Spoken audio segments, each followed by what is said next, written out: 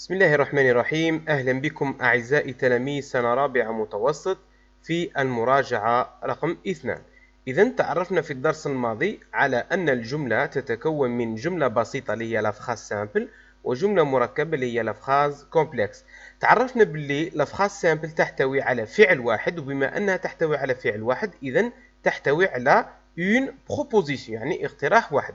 أما لافخاز كومبلكس تحتوي على فعلين فأكثر، إذا أنها تحتوي على دو بروبوزيسيون فأكثر. إذا لافخاز كومبلكس قلنا أنها تحتوي على لا بروبوزيسيون. لا بروبوزيسيون عندنا ثلاث أنواع. النوع الأول اللي هو لانديبوندونت. الوغ لا بروبوزيسيون انديبوندونت. تعرفنا في لا بروبوزيسيون انديبوندونت اللي سميناها لا بروبوزيسيون انديبوندونت جيكستابوزي هما عبارة عن اقتراحين مفصولين بفاصلة أو نقطة أو نقطتين. أما لا بروبوزيسيون انديبوندونت كوردوني اللي هي عبارة عن جملتين أو اقتراحين مفصولين ب لي كونجونكسيون دو كورديناسيون اللي هما ميو دونك اي اورنيكار. إذا اللي فاتوا المراجعة الأولى يرجع للقناة فقط يوجدها. اليوم إن شاء الله راح نشوفوا لا بروبوزيسيون برينسيبال يعني الاقتراح المهم والأساسي، و لا بروبوزيسيون سوبوردوني. لا بروبوزيسيون سوبوردوني راح نتعرف ثاني على نوعين منهما اللي هي لا بروبوزيسيون سوبوردوني غولاتيف ولا بروبوزيسيون سوبوردوني كومبليتيف يعني المكملة. لا بروبوزيسيون سوبوردوني غولاتيف نقدر نمحيها، لا بروبوزيسيون سوبوردوني كومبليتيف ما تقدرش تمحيها، امبوسيبل. سنرى ذلك في بعض الأمثلة.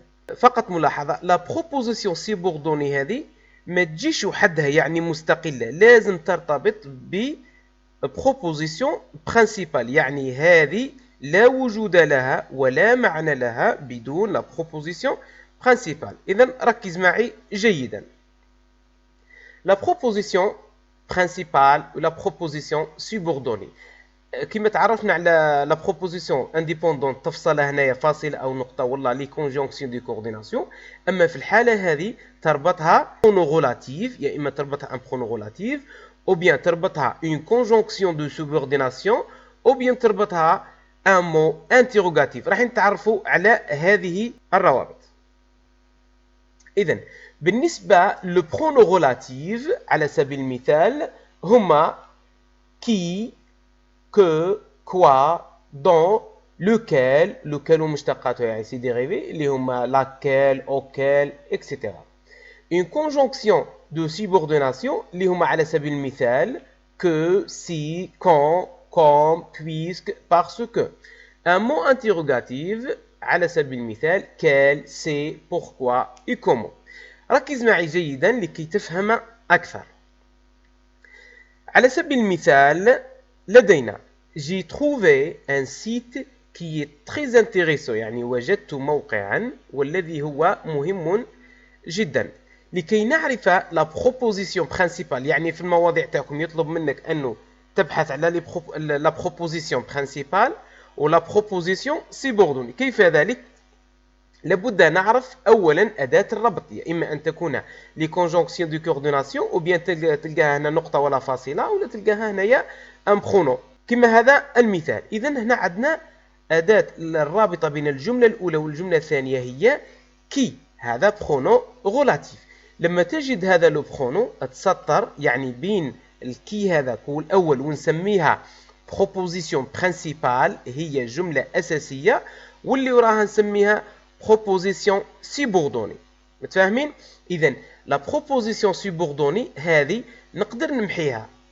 لو كان نقرأ جي تروفي ان سيت وجدت موقعا، إذا جملة مفهومة، يعني نقدر نتخلص من هذه، يسموها proposition subordonnée. في المواضيع يطلب منك نوعية لا proposition subordonnée، يعني لو تيب. يقول لك او بيان باش نعرفوا لي تيب هذا ولا النوع تاع لا بروبوزيسيون سيبوردوني عندها نوعان: بروبوزيسيون سيبوردوني غولاتيف، بروبوزيسيون سيبوردوني كومبليتيف. سنرى ذلك في المثال هذا.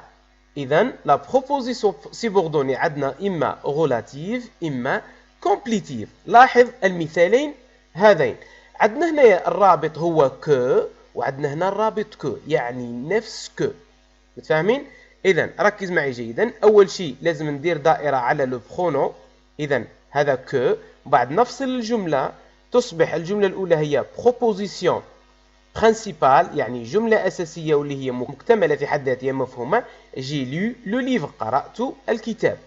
كو tu m'as donné الذي أعطيته لي، هنا راني نكمل في الكتاب يعني نعرف ليك في الكتاب اللي راني هدرت عليه. إذا هذه c'est une proposition. بصح واش من بروبوزيسيون لازم نشوف قبل الكو، وقبل الكو كاين وشني كاين ليفغ. ليفغ هو عبارة عن اسم.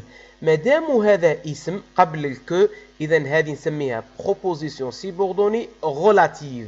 بروبوزيسيون سيبوردوني غولاتيف بما أنه الكو هذه يسبقها اسم، هذه تسمى بروبوزيسيون سيبوردوني غولاتيف. شوف المثال الثاني، نفس الطريقة نحدو كو هذيك ونفصل الجملة. إذا الجملة هي عبارة الأولى proposition principale je veux dire، جملة غير كاملة يعني ما نقدرش نستغنى على هذه كما الجملة الأولى جي لو لو ليفغ معناتها قرأت الكتاب مفهومة. بصح je veux dire أقول لك تقول ماذا معناها. إذا تحتاج الجملة الثانية. هذه الجملة الثانية هي proposition subordonnée بصح واش من نوع، لازم نشوف الكو واش يسبقها. الكو يسبقها دي، والدي هذا عبارة عن فعل، بما أنه يسبقها فعل إذا نسميها proposition subordonnée complétive يعني مكملة وما نقدرش نمحيها ولا نستغنى عليها، يعني جملة مكملة للفعل. إذا كان الكو هذه والله كي تسبقها اسم إذا هذه نسموها proposition subordonnée relative. إذا كانت الكو هذه يسبقها فعل سميها proposition subordonnée complétive. أظنها أنه ما كانش شرح أكثر من هكذا.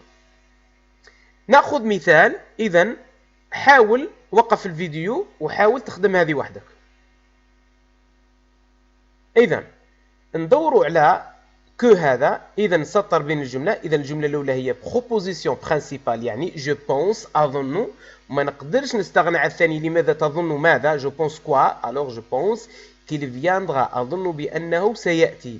il viendra كو هذه تسبقها وشنو؟ يسبقها فعل pense، وقلنا اللي يسبقها فعل نسموها proposition subordonnée complétive. اللي عنده أي سؤال يتركه في تعليق. أظن أن الشرح مفهوم. إذا ما علي إلا أن أشكركم. سلام.